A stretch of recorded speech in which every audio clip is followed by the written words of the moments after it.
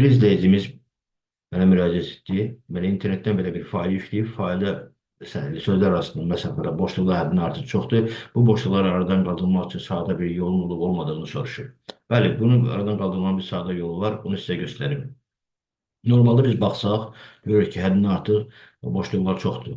Və bu boşluqları aradan qaldırmaq üçün normalda biz bunları bir-bir silməliyik və space düyməsi ilə normal vəziyyətə gətirməliyik.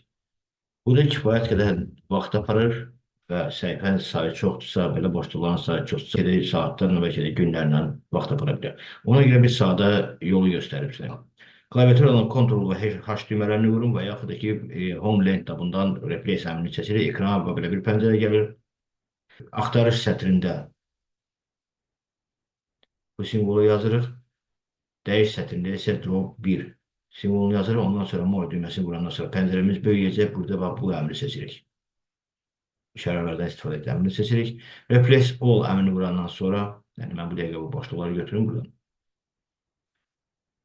Replace all əmrini vurandan sonra görürüz 4184 söz dəyişdirdiğini, simvol dəyişdirdiğini göstərdi bizə. OK əmrini vurduq. Baxın, faylımız normal vəziyyətə düşdü.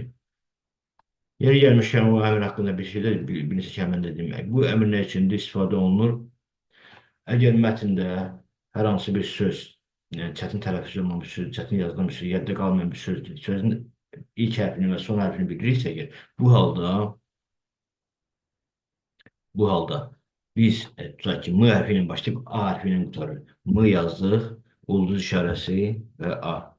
Deməli, bundan sonra biz axtarış versək və yaxud bir sözü başqa bir sözlə dəyişdirsək, o zaman M hərfi ilə başlayıb A hərfi ilə qutaran bütün sözlər dəyişdiriləcək və yaxud seçilmiş halda axtarılıb bizə göstərəcək.